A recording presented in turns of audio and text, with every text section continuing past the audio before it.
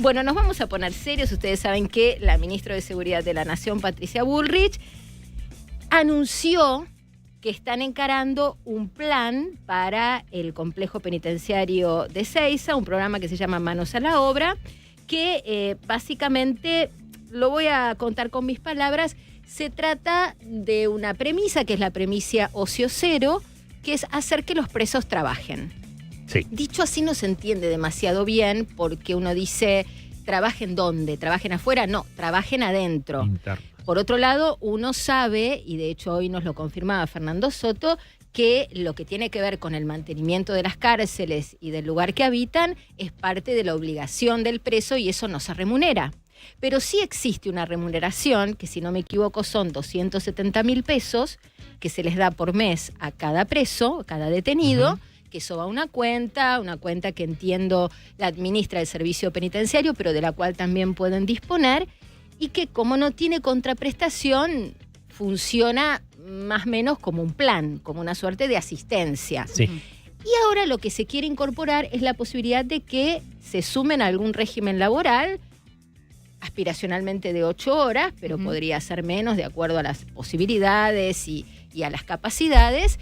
Y ahí la duda que nos queda a todos es si eso se da por remunerado con las 270 lucas, que es lo que dice el Ministerio de Seguridad, o va a haber que dar una remuneración aparte, porque también se habla de que haya trabajos que empresas les encargan a los presos. Entonces yo digo, cualquier abogado te interpone 275.000 demandas, recursos de amparo, habeas corpus, etcétera, y te dice que lo estás haciendo trabajar para un tercero, lo estás explotando y que estás violando los derechos humanos.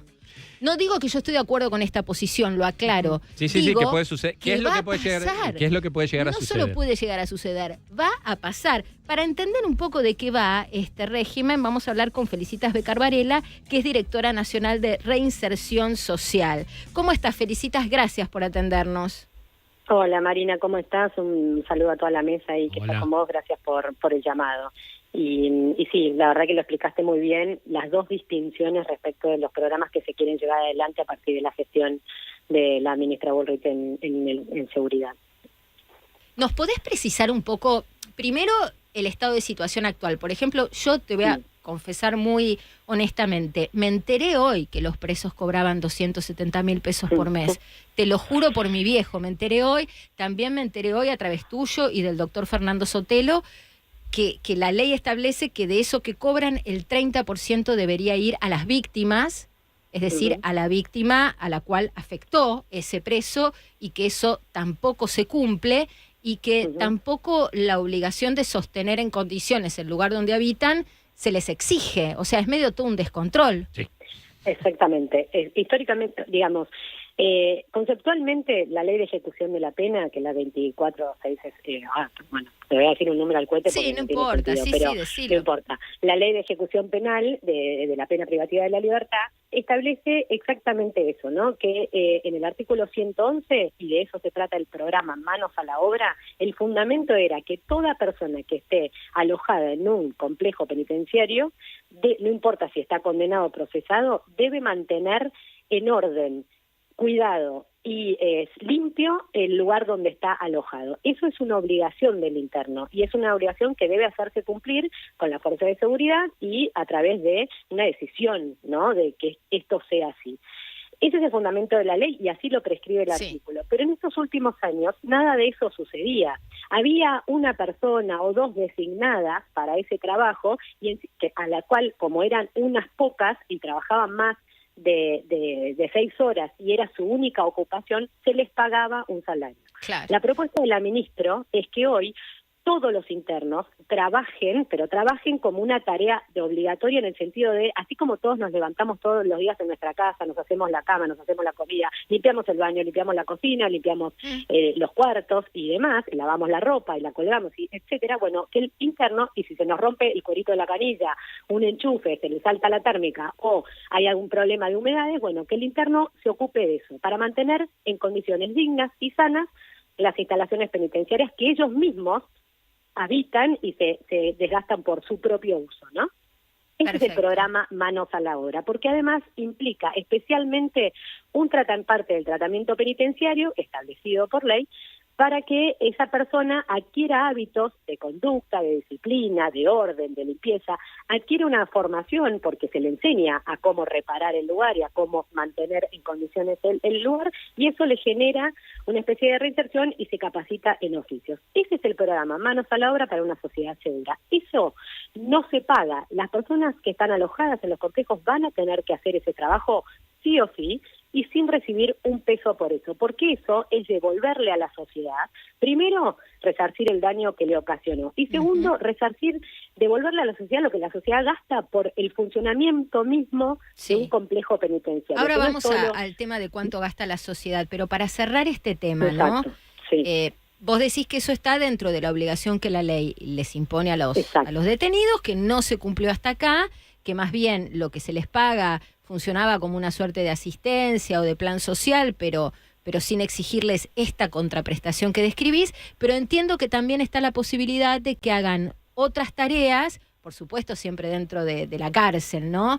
Pero trabajos por encargo, vamos a decir, y eso sí se cobra aparte, ¿eso cómo es?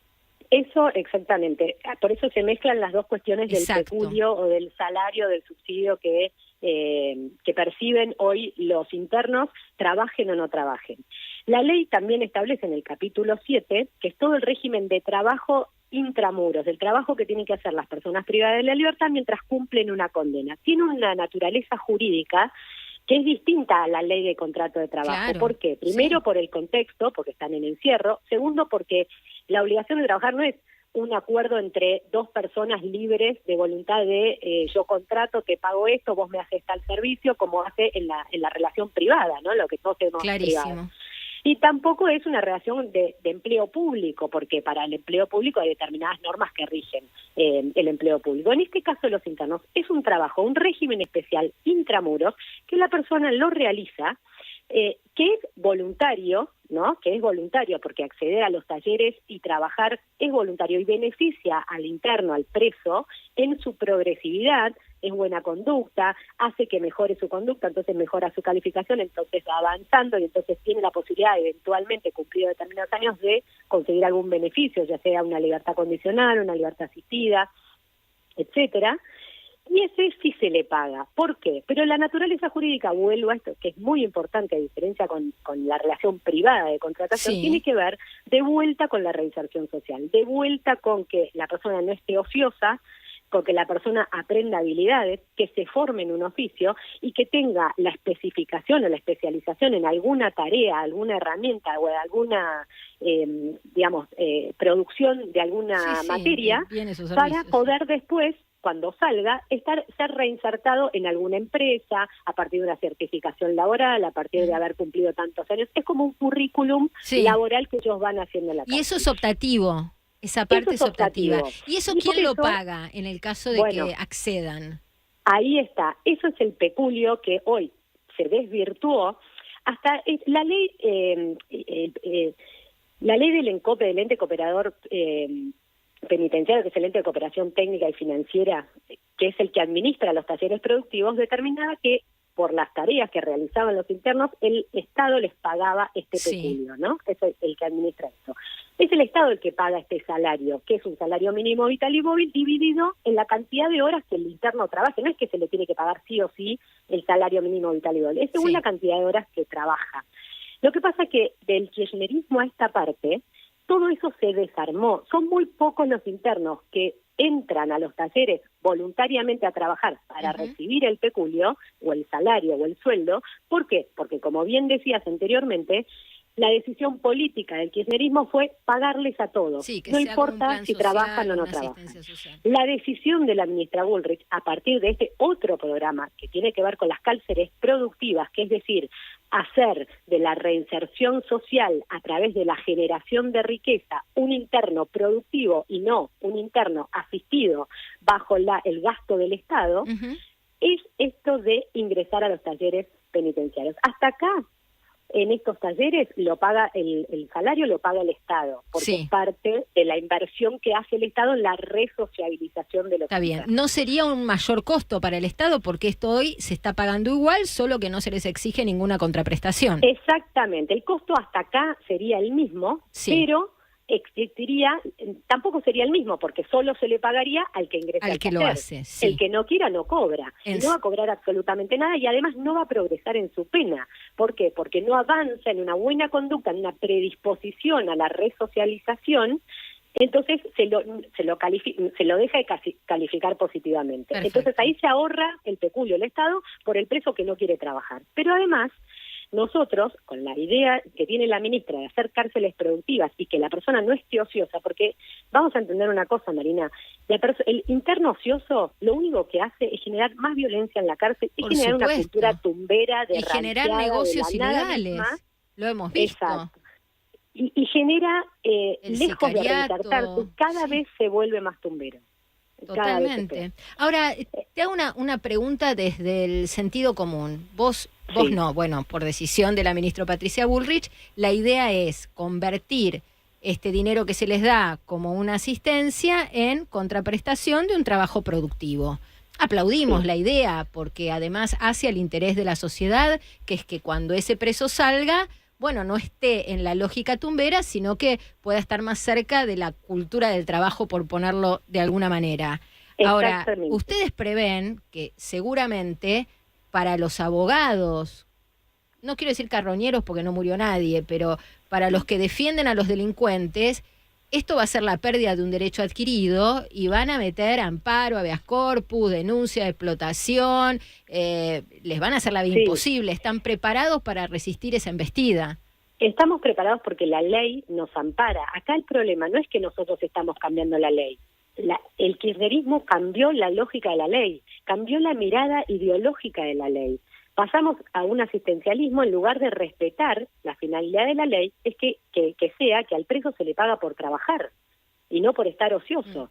Entonces no podría haber un cuestionamiento, o sea, los cuestionamientos van a estar, pero la ley es la herramienta que a nosotros nos dice que lo que estamos haciendo está bien. Pero además estamos trabajando en una reglamentación del capítulo 7 de la ley de ejecución de la pena, justamente para definir estas cuestiones de lo que es el trabajo intramuros, definir su naturaleza jurídica, definir las contraprestaciones, definir de qué se trata que la persona esté trabajando. La persona no trabaja porque hay un empresario organizador generando plusvalía y riqueza para él. No, la persona trabaja para reinsertarse en la sociedad, para no perder los hábitos y además para tener su ingreso. Tenemos que cerrar, pero quiero terminar con un dato. Hoy hablábamos en el noticiero con Débora Plager, con el doctor Monastersky, con Fernando Soto, y me impactó el número que salió por consenso, que es que cada preso nos cuesta a los argentinos entre 350 y 500 mil pesos por mes.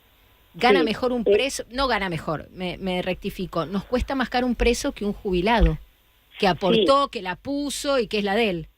Bueno, por eso toda esta transformación. Pero nos cuesta, ¿por qué? Porque por cada interno tiene que haber un personal del servicio penitenciario. Es por la garantía de seguridad. O sea, no es el preso solo, es el preso más está claro, está claro. El personal y los salarios del personal que tiene que garantizar el funcionamiento del sistema. O sea, eso es así. Y te quiero aclarar una cosa para cerrar el otro tema, Marina, que tiene que ver con esto de cómo le ahorraría al Estado esto de los presos trabajando en los talleres productivos y cobrando el peculio solo a los que trabajan.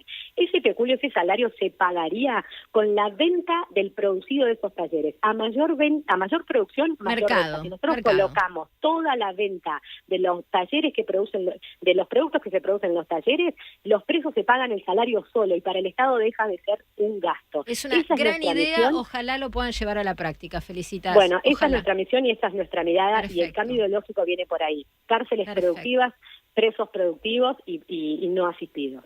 Y ahorrar costos para los contribuyentes. Bajar el gasto del Estado y ahorrar los costos a la sociedad del mantenimiento de ellos. Mejor puesta en otro lado, seguramente. Exactamente. Muchas gracias. Gracias por la comunicación. Era Felicitas Becar Varela, directora nacional de Reinserción Social del Ministerio de Seguridad de la Nación, en el aire del Observador 107.9. No te vayas. No te vayas. Ya volvemos con